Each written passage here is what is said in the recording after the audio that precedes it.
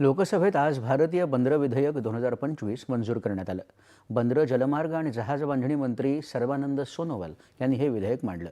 बंदरविषयक कायद्यांचं आधुनिकीकरण, सर्व बंदरांचा एकात्मिक विकास करून उद्योगस्नेही वातावरण आणि पर्यावरणविषयक नियमांचं पालन करण्याच्या दृष्टीनं या विधेयकात तरतुदी आहेत.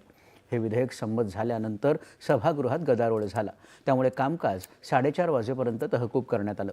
कामकाज पुन्हा सुरू झाल्यावर खाण आणि खनिज विकास तसंच नियमन आणि सुधारणा विधेयक 2025 मंजूर करण्यात आलं. हे विधेयक 1957च्या कायद्याची जागा घेईल. त्यामुळे खाणपट्टे भाडेतत्वावर घेतलेल्यांना तसंच व्यवस्थेलाही अधिक सोयीसुविधा उपलब्ध होणार आहेत. लिथियम, ग्रॅफाईट, निकेल, कोबाल्ट, सोनं, चांदी अशा दुर्मिळ खनिजांच्या समावेशासाठी अतिरिक्त शुल्क द्यावं लागणार नाही.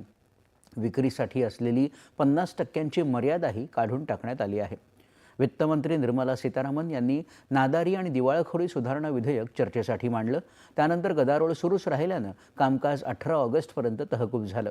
राज्यसभेत आज राष्ट्रीय डोपिंग विरोधी सुधारणा विधेयक 2025 आणि राष्ट्रीय क्रीडा प्रशासन विधेयक 2025 ही 2 क्रीडाविषयक विधेयकं मंजूर झाली. क्रीडा मंत्री मनसुख मांडवीय यांनी या चर्चेची सुरुवात करताना विधेयकाचं महत्त्व सांगितलं. या दोन्ही विधेयकांना लोकसभेनं काल मंजुरी दिली आहे.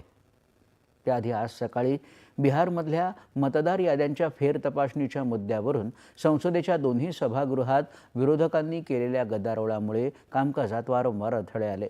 लोकसभेचं कामकाज प्रश्नोत्तराच्या तासानं सुरू झालं, मात्र थोड्याच वेळात 12 वाजेपर्यंत स्थगित करण्यात आलं. त्यानंतर कामकाज सुरू झाल्यानंतर एक देश एक निवडणूक संबंधित 2 महत्त्वपूर्ण विधेयकांचा आढावा घेण्यासाठी स्थापन केलेल्या संयुक्त संसदीय समितीचा कार्यकाळ वाढवण्यात आल्याचा प्रस्ताव स्वीकारण्यात आला. या समितीचा अहवाल सभागृहात सादर करण्यासाठी सध्याच्या पावसाळी अधिवेशनाच्या अखेरच्या सप्ताहाच्या पहिल्या दिवसापर्यंत मुदत वाढवण्यात आली आहे.